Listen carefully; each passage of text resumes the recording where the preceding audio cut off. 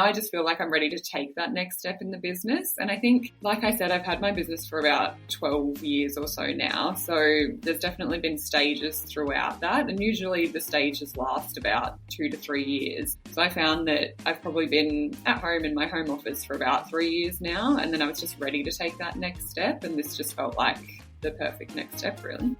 Welcome to the Design Dialogues, the podcast where we dive deep into the business of interior design. I'm Beth Beesky, the founder of More Time to Design and a designer with over 13 years of experience. I'm here to help you navigate the challenges of running a successful studio, whether you're a solo designer or leading a team. Each week, I chat with industry experts and share practical insights to help you streamline your processes, grow your business, and create a studio that thrives. Thanks for tuning in, and I hope you enjoy our Design Dialogues. Hi everyone, welcome to this week's episode of the Design Dialogues podcast. And this week I am joined by Eliza Smoothey from Eliza Grace Interiors. Hi Eliza. Hello, thank you for having me. It's a pleasure. Now, for everyone who has listened to our episode from Brisbane that came out at the start of this year, you will have already heard Eliza, but we're going to kind of dive a little bit deeper into her story today and get to know her a little bit better. So, as always, I like to find out, what can you see out your window today? Yeah, so I've just actually moved into my own office space and I have a big glass door and it actually just looks out to like the reception of the office building that I'm in. So it's actually quite nice to have like hustle and bustle and see lots of people going by because I've been very used to working from home and not seeing anyone for days on end. So it's quite nice. Yeah. Oh, lovely. So I want to come back to that whole moving into an office because I think that's something that lots of people think about when they start their own business, that it's a goal that they have.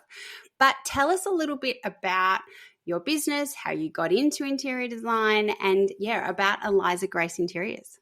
Yeah, so I pretty much studied interior design straight out of high school. So back in 2011, I studied interior design.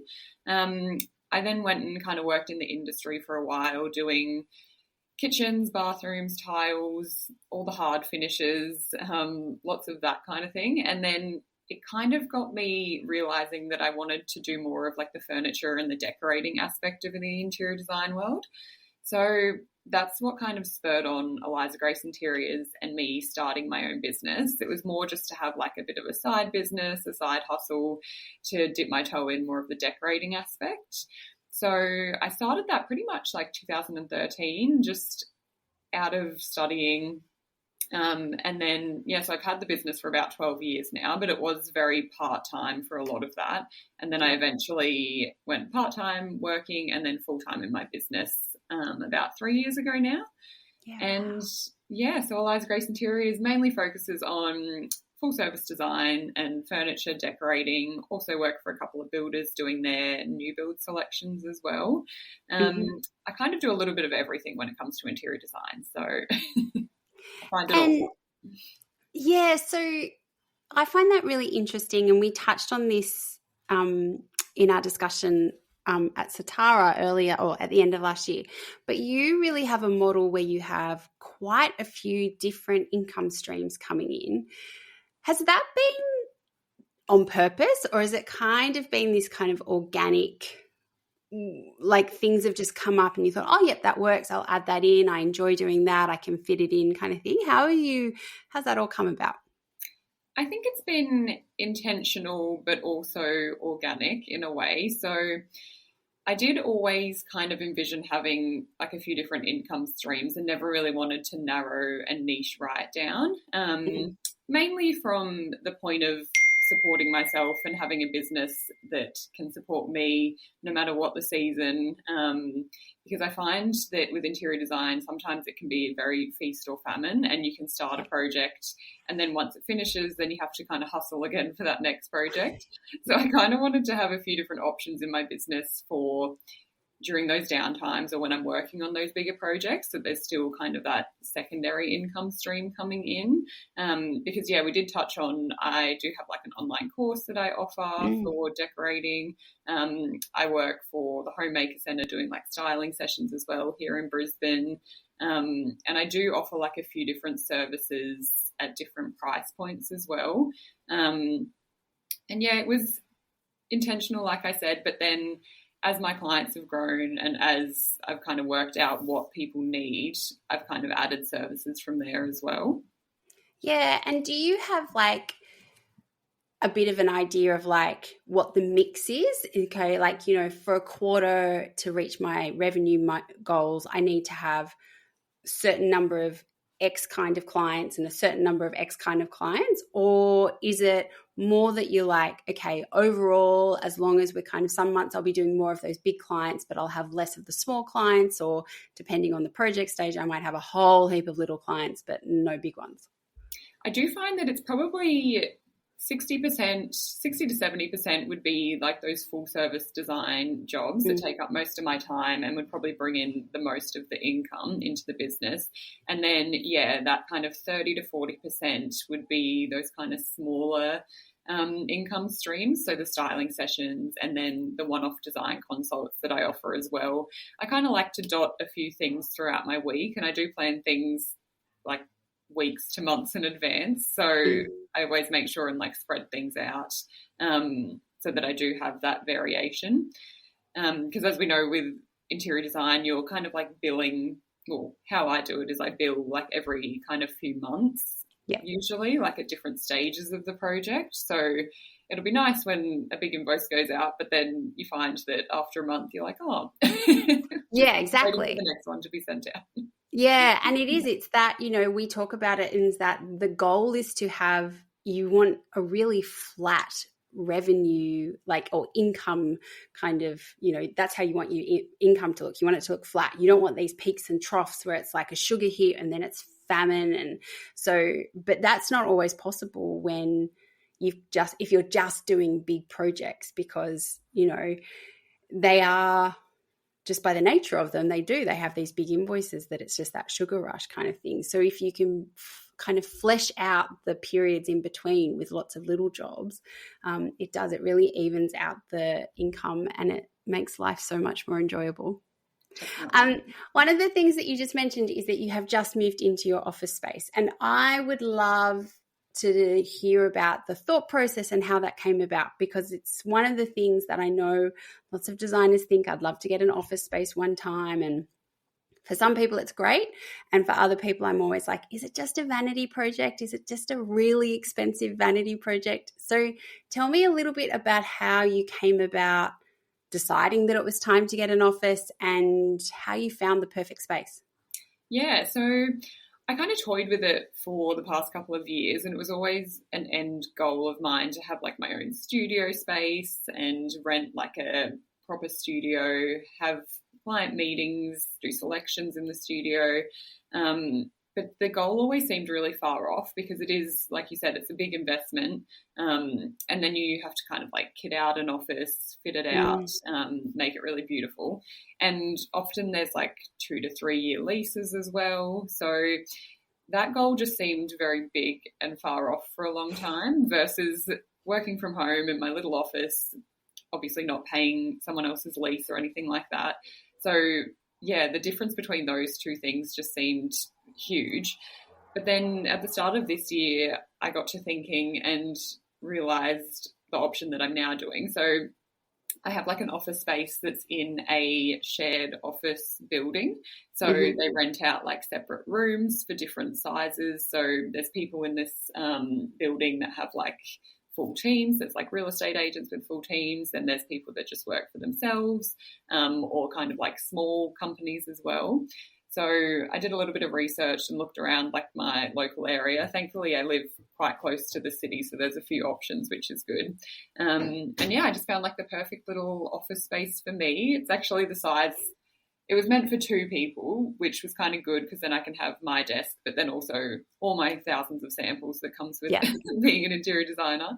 So I've got it all set up, and most of my client meetings, I see people in their homes anyway. So I didn't really need a space where clients come to me as such. So I just wanted my own space where I could work and be inspired by each day and not feel like I'm just cramped at home. Yeah.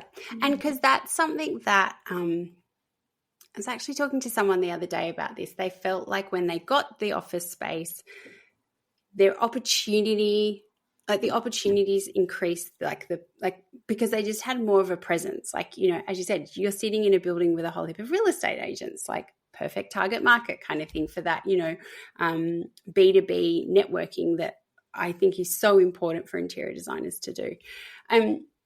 Did you feel like you'd almost reached a ceiling with your business where it was like, I'm not sure how much more I can grow if I stay at home? Yes, definitely. And it was almost like a mindset as well. It just felt like if I'm just at home in my home office, the business is obviously legit and it has been for years, but I don't know, there's something about being away from the home and having your own space that just your mind just thinks of it as something that's a little bit more legit. And that's just probably me. That's just me personally. But yeah, now I just feel like I'm ready to take that next step in the business. And I think, like I said, I've had my business for about 12 years or so now. So there's definitely been stages throughout that. And usually the stages last about 2 to 3 years. So I found that I've probably been at home in my home office for about 3 years now. And then I was just ready to take that next step. And this just felt like the perfect next step, really. Yeah, that's very, very cool. So as you were just saying, you have been in business for a long time, and that's such an achievement in itself. What's some of the things you've learned along the way when it comes to running a business that you most probably were like, would never have picked that when I started? I don't know about never would have picked, but I think probably the biggest thing is just consistency and just showing up every day and putting in the work, I guess you could say. I do find that if I told myself 12 years ago how much work it would have been, don't know if I would have 100% committed.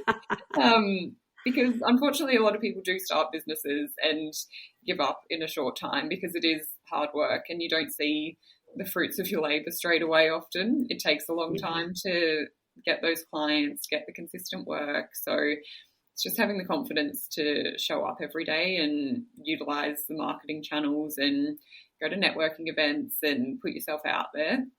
Because unfortunately clients don't just come to you easily most of the time. You do have to put yourself out there. So, and yeah, I just think consistency with Instagram and showing up for yourself and working on the business and yeah, things like that. Yeah, and it definitely takes so much longer than what you ever think it's going to be. If you think something's going to take a year, triple it at least. Yeah. And you mentioned there about networking. What kind of networking have you found has worked really well for you?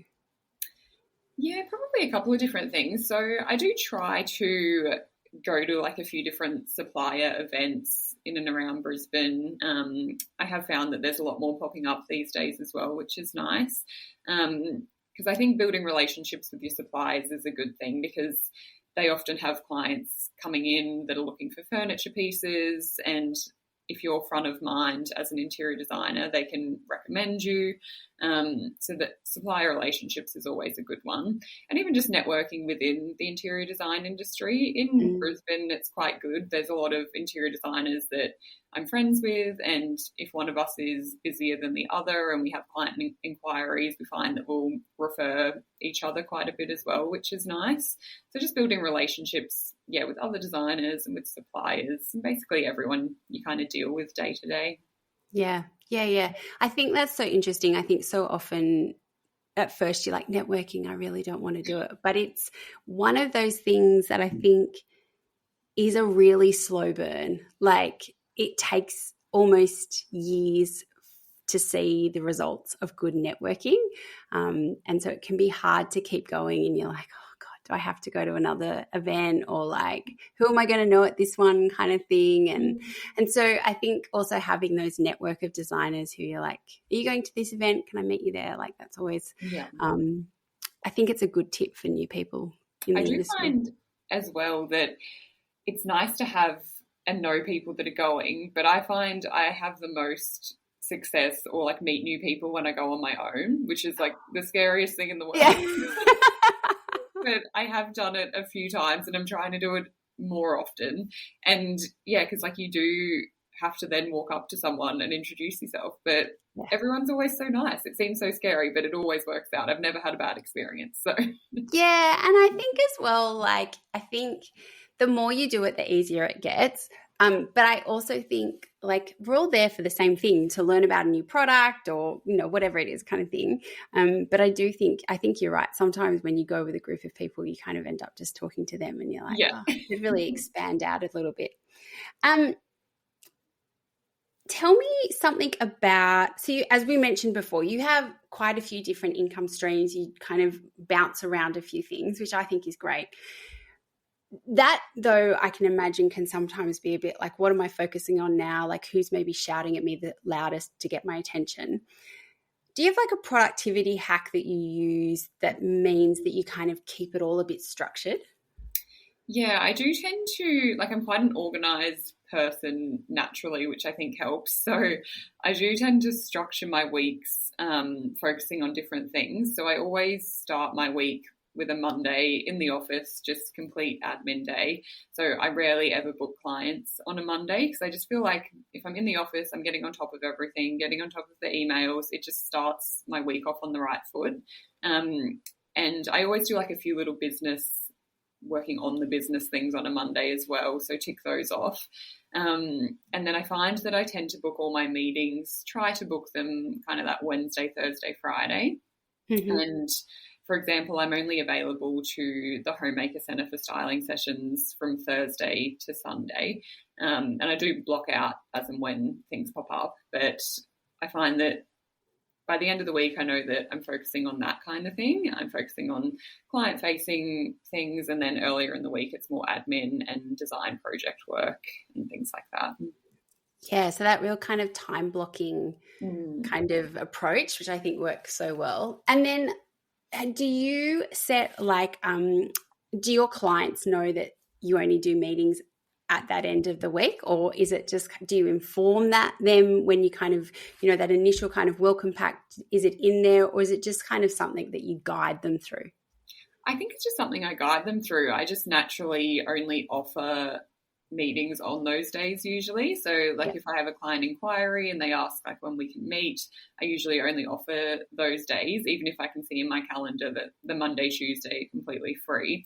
I only offer later in the week. And then even with recurring clients, like if I'm doing presentations and things like that, again, I just offer those days.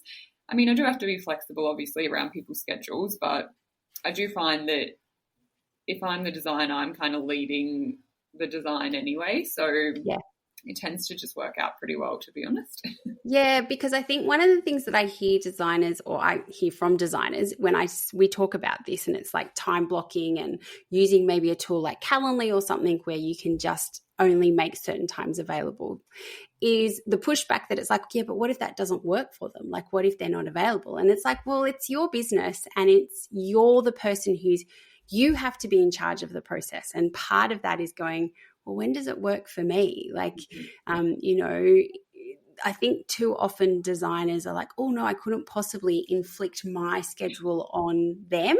And it's like, no, like you need to be in control of the process and show the client how it's going to be. Yeah. And I think they respond to that as well. Like they kind of want you to be the professional and you to lead the way. So I think it's kind of a good thing for you to give them options. And even, for example, like I do work Saturdays as well sometimes, and I give them the option of that if that's going to work for them. But I always usually have that option for like a month's time, but then I'm free earlier in the week, closer to the time. So it gives them the option. And have you kind of worked out that that's the best way for you to work, to kind of have like meetings at the end of the week and having kind of more admin days at the front of the week and like time blocking it out like that? Is that kind of been a real kind of work in progress to work out that that's the best way you work? Yeah, for sure. I think it's definitely evolved over the years, but it's always kind of worked out that I think I'm more productive earlier in the week, because after relaxing on the weekend, I just kind of want to get in there and get things done earlier in the week. And then by like Thursday, Friday, I just want to be out and about, seeing clients.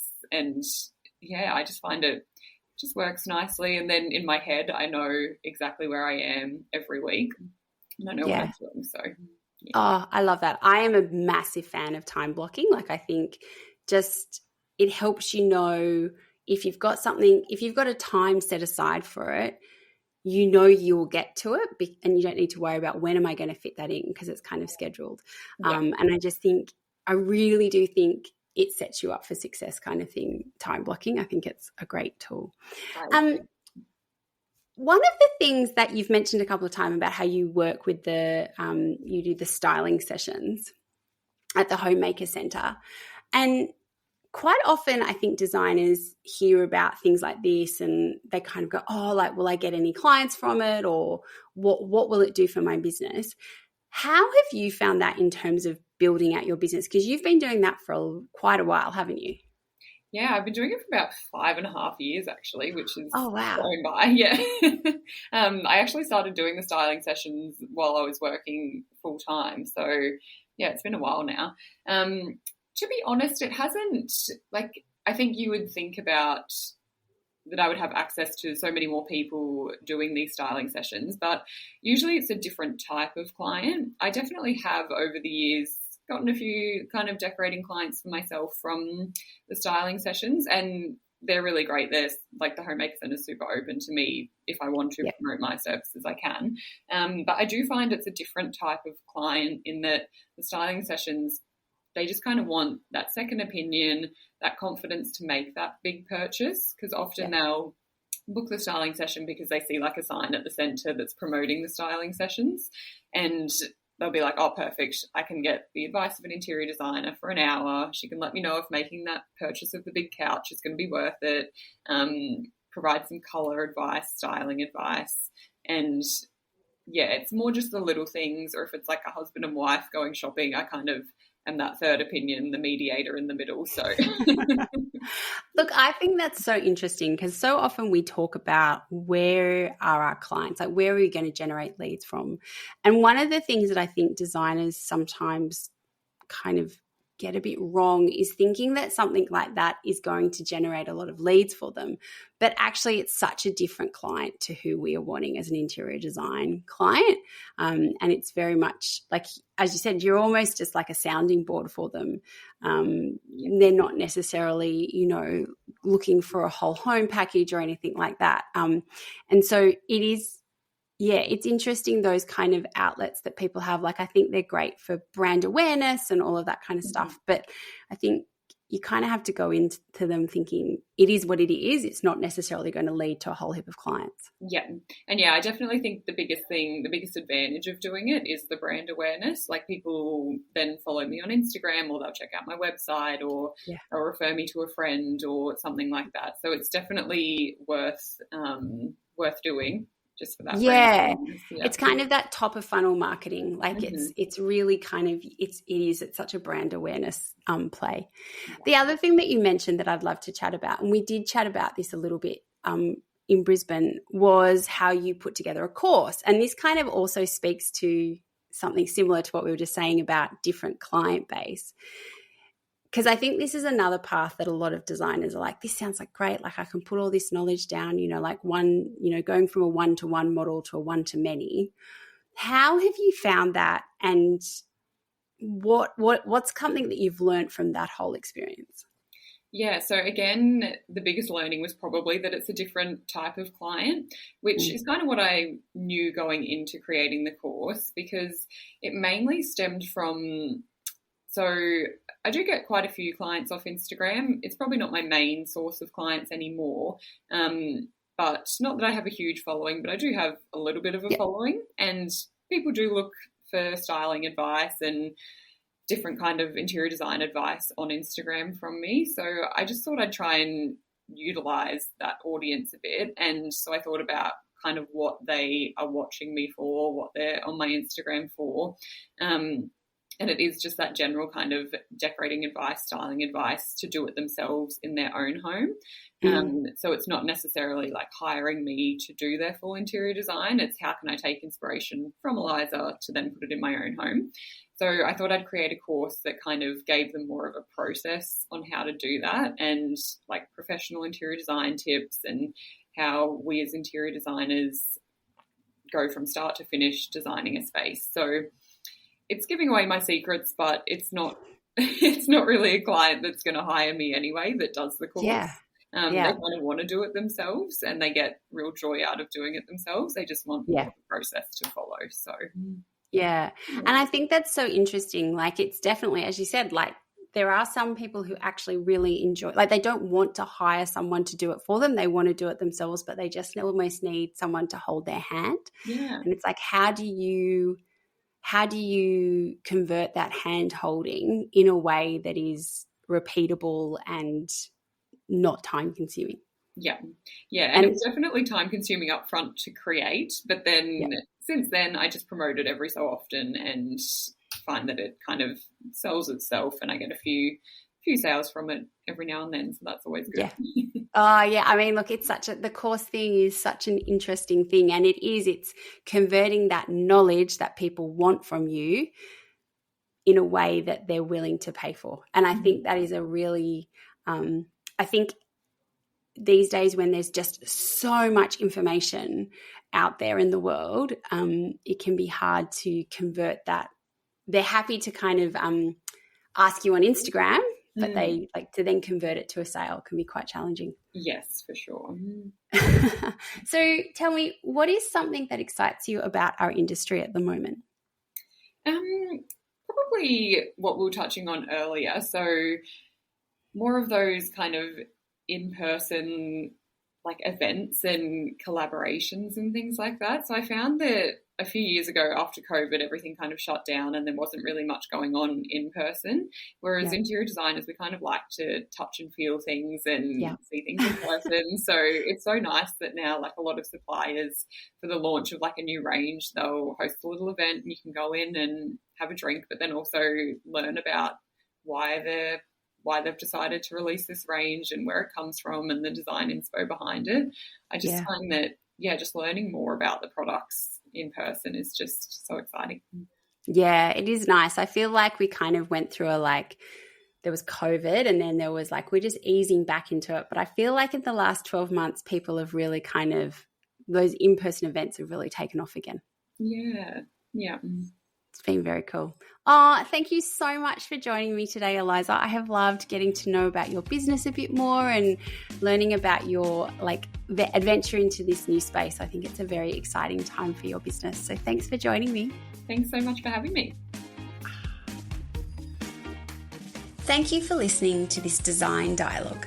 I hope you have found it full of inspiration and helpful information to take into your design studio.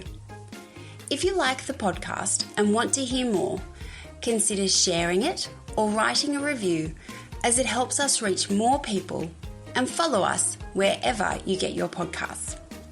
If you would like to unlock the power of effortless studio management and elevate your design business to new heights, please follow the links in our show notes to see how more time to design can help you build a better business.